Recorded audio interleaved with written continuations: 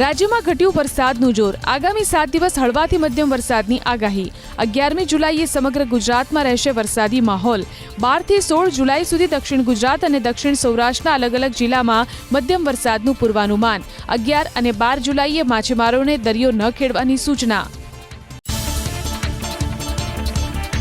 ચોમાસાની સિઝનમાં અત્યાર સુધીમાં રાજ્યમાં 13% ઓછો વરસાદ. અત્યાર સુધીમાં સૌથી વધુ 21 ઇંચ વરસાદ ખાબક્યો દક્ષિણ ગુજરાતમાં અને સૌરાષ્ટ્ર ઝોનમાં વરસ્યો સરેરાશ 8.5 ઇંચ વરસાદ. સૌથી ઓછો વરસાદ વરસ્યો કચ્છ ઝોનમાં. રાજ્ય સરકારનું ભ્રષ્ટ અને બિનકાર્યક્ષમ અધિકારીઓ સામેનું ઓપરેશન ગંગાજળ ફરીથી એક્શનમાં. મુખ્ય સચિવે જીએડી સચિવ સાથે કરી બેઠક. દબાઈ ગયેલી ગેરરીતિ વિષયક ફાઇલો ફરી ખુલશે. ભ્રષ્ટોને બચાવનાર અધિકારીઓ પણ રડારમાં. 50થી નીચેની ઉંમરના હશે તો પણ દંડાશે. અંબાજી ગબ્બર ટોચ પર ધાર્મિક સેવાઓ માટે ટ્રસ્ટે જાહેર કર્યા નવા દાન અને ભેટના દર. ધ્વજારોહણ માટે ₹2100 અને સાંજની વિશેષ ધ્વજા માટે ₹5100 નક્કી કરાયા. આનંદ ગરબા ધૂન માટે 1500 અને અન્નકૂટ માટે 2500 દાન આપવું પડશે.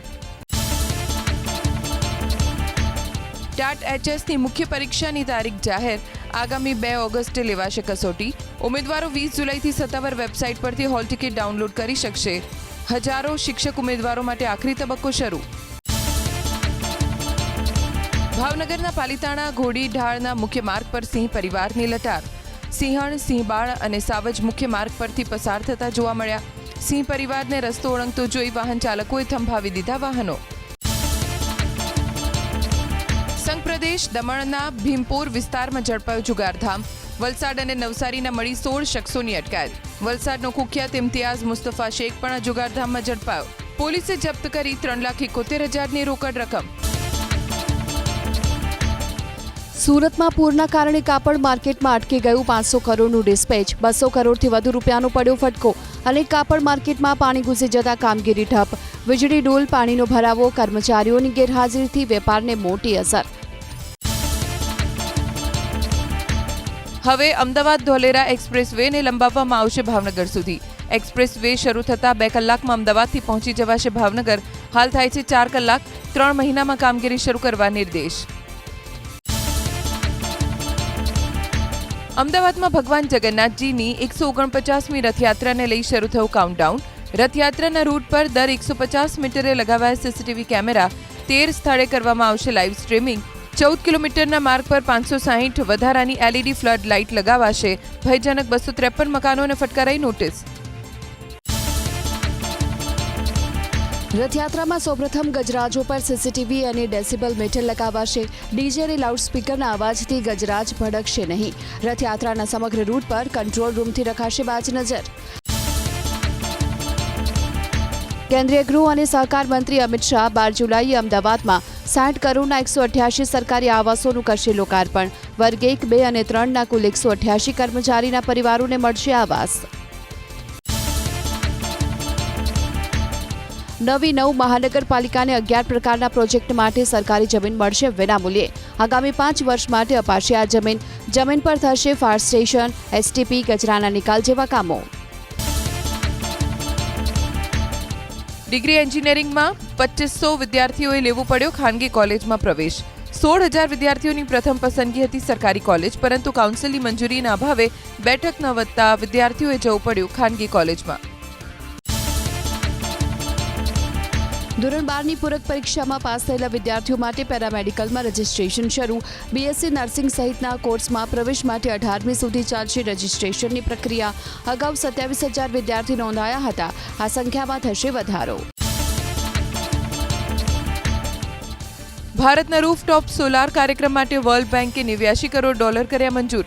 દેશમાં સોલાર રૂફટોપ માટે વર્લ્ડ બેંક અત્યાર સુધીમાં આપી ચૂક્યું છે $2 અબજ. પીએમ સૂર્યઘર મફત વીજળી યોજનાને મળશે સમર્થન. કોઈપણ એપ્લિકેશન 1600 નંબરની સિરીઝના કોલ ન કરી શકે બ્લોક.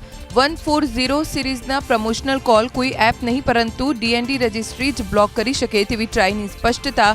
1600 સિરીઝના ફોન આવે છે રેગ્યુલેટેડ સંસ્થા તરફથી.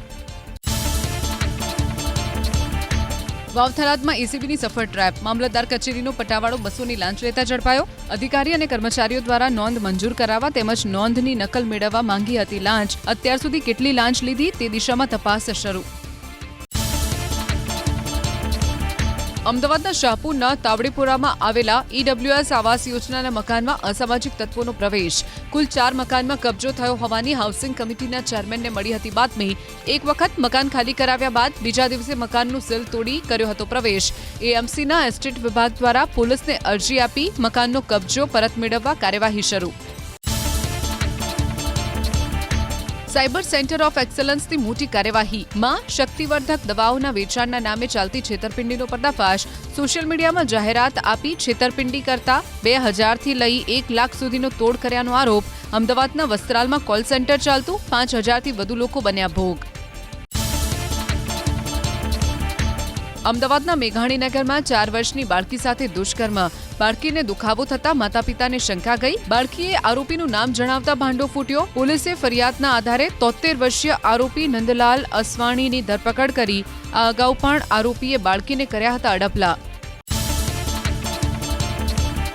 હથિયાર સાથે ફરતા 2 શખ્સ ઝડપાયા અમદાવાદથી. ક્રાઇમ બ્રાન્ચની ટીમે 16 તલવાર અને 1 ધારિયું જપ્ત કર્યું. અંગત અદાવતને કારણે હથિયારો એકઠા કર્યા હોવાનો પ્રાથમિક તપાસમાં ખુલાસો.